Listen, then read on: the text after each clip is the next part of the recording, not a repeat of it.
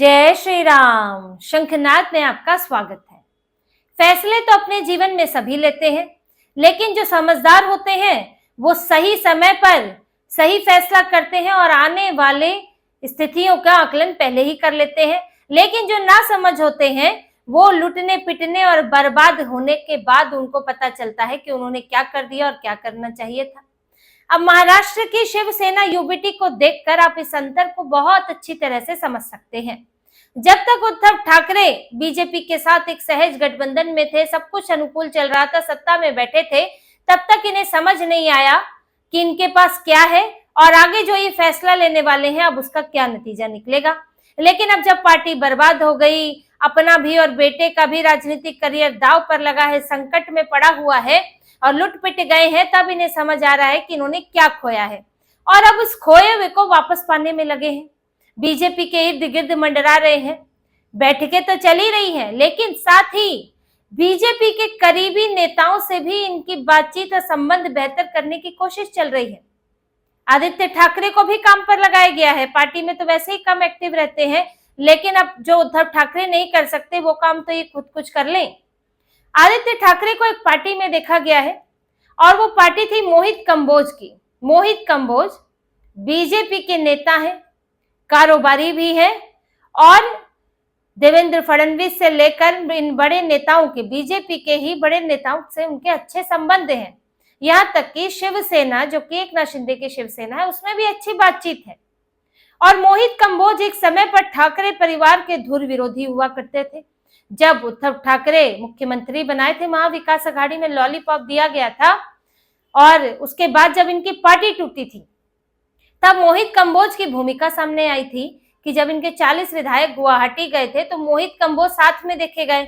वो हवाई जहाज के अंदर भी देखे गए थे उनके साथ बैठे हुए विधायकों के साथ। तो बड़े मीडिएटर के तौर पर भी काम कर रहे थे, कारोबारी भी हैं।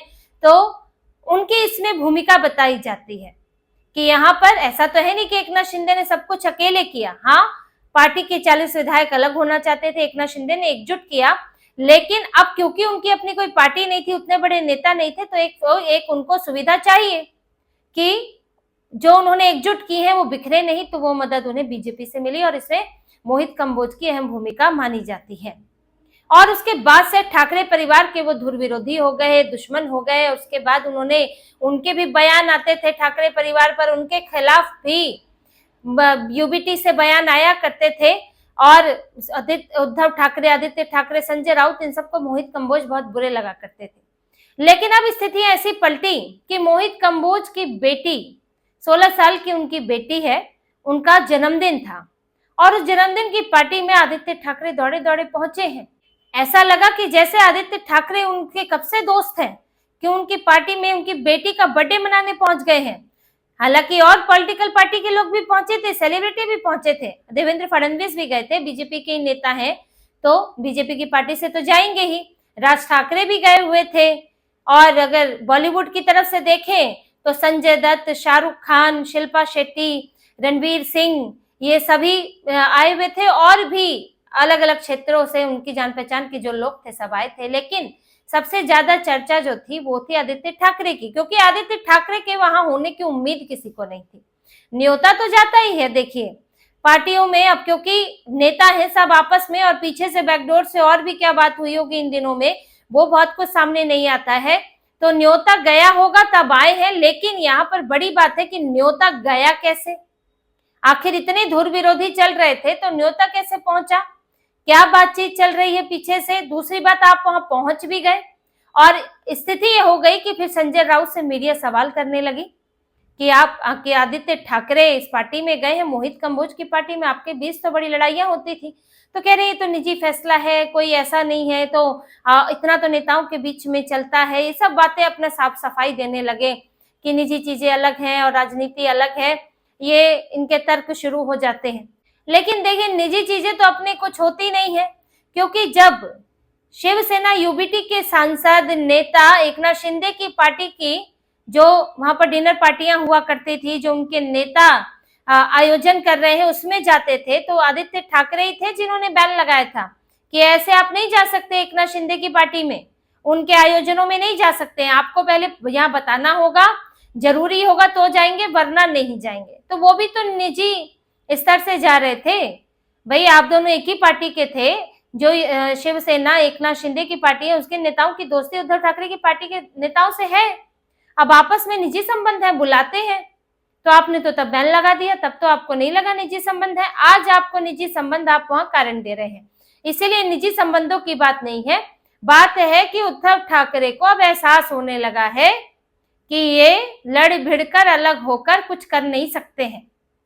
एक बहुत बड़ी गलती तो हो गई है कि आप बीजेपी से अलग हो गए, और जिनके साथ बैठे हैं वो बस इन्हें शोषण करने में लगे हैं उद्धव ठाकरे का, कि इनसे जितना चाहे निकाल लो, इनके विधायकों का इस्तेमाल कर लो, इनके सांसद का इस्तेमाल कर लो। और इधर बीजेपी से आप जब इस तरह से लड़ते भिड़ते तो रहे हैं, ये हर चीज में विरोध कर रहे थे। जब से ये अलग हुए हैं, इन्होंने एक यहाँ तक कि ये देवेंद्र फडणवीस के कार्यक्रम में भी नहीं गए, जब उन्हें सीएम पद की शपथ दिलाई गई उसमें भी नहीं गए। और आप हर बात पर विरोध करते हैं, हर चीज आपको गलत लगती है, तो उस पर तो फिर आप यहाँ अच्छे संबंध नहीं रखेंगे तो आपको समस्याएं आएंगी। और उद्धव ठाकरे की पार्टी में जो हालात बने हुए हैं, उन हालातों को देखते हुए अब उद्धव ठाकरे को लगने लगा है कि जल्द ही कुछ स्थितियां अनुकूल नहीं बनाई गई तो हम फिर कहीं के नहीं रहेंगे, बचा खुचा भी नहीं रहेगा। सांसद तो जाने की स्थिति में है ही है, जिनकी बात हो रही है। पार्टी के नेता जा ही रहे हैं, शहर प्रमुख इनके चले गए प्रकाश तेलगोटे, और उसे अकोला से इनके पार्षद चले गए। जीते हुए नेता जा रहे हैं इनकी पार्टी से।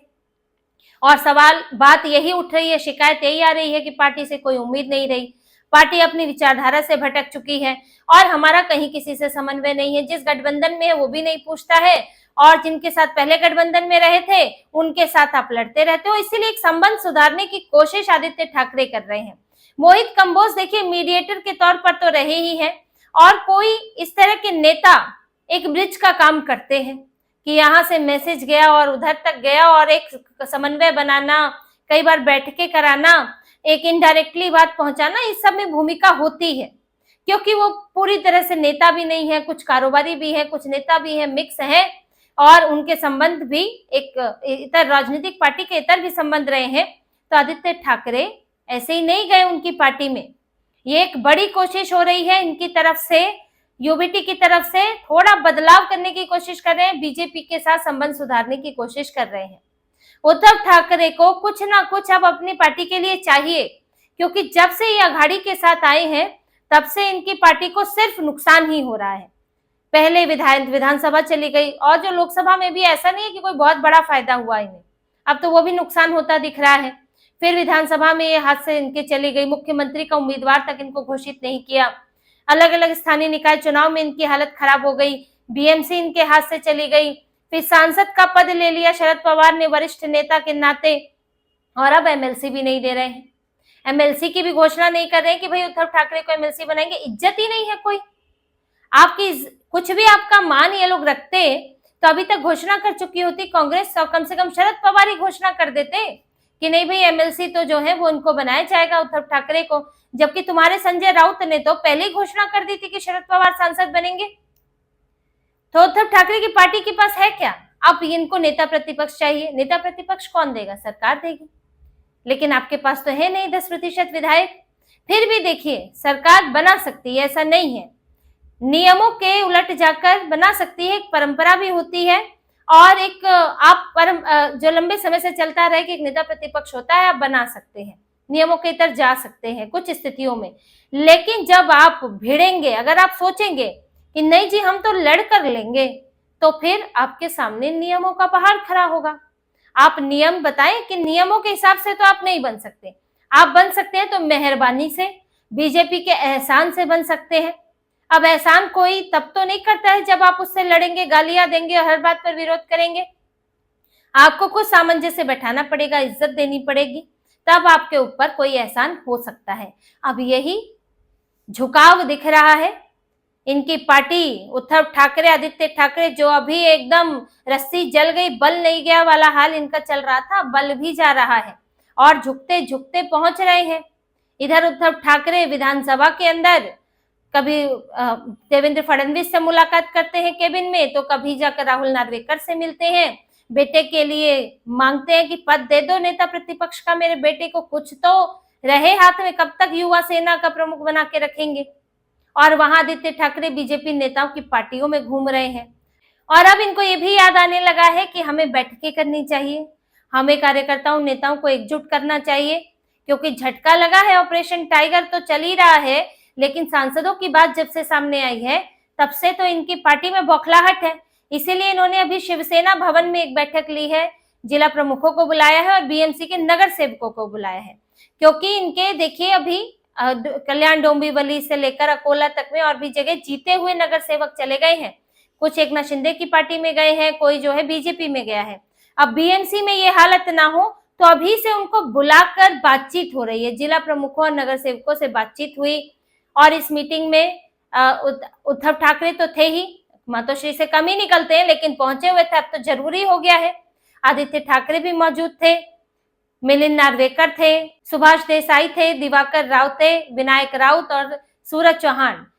ये नेता थे जो थोड़े बड़े बड़े पद पर हैं और उद्धव ठाकरे के करीबी हैं, वो थे। उन्होंने संबोधित किया, पार्टी की गतिविधियों पर बात की, क्या क्या चल रहा है, क्या क्या आयोजन होने हैं, किस तरह के प्रशिक्षण कार्यक्रम भी चल रहे हैं, कुछ समीक्षा भी की और जो समन्वय की बात की, एकजुटता की बात की। फिर अंत में उद्धव ठाकरे ने बोला, धन्यवाद किया और एकजुट रहने के लिए कहा, आह्वान किया एकजुटता के लिए।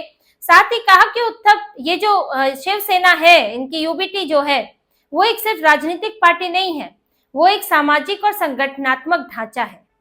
तो हमें मिशन के तौर पर जुटना चाहिए उससे, ये सिर्फ राजनीति नहीं करनी है, हमको एक आंदोलन की तरह चलना है। लेकिन उद्धव ठाकरे सिर्फ, उनको ये देखना चाहिए कि आप सिर्फ कोरी बातों से नहीं बरगला सकते हैं, जमीन पर तो आप कुछ और ही हैं। आप एक सामाजिक और संगठनात्मक ढांचा कैसे बने?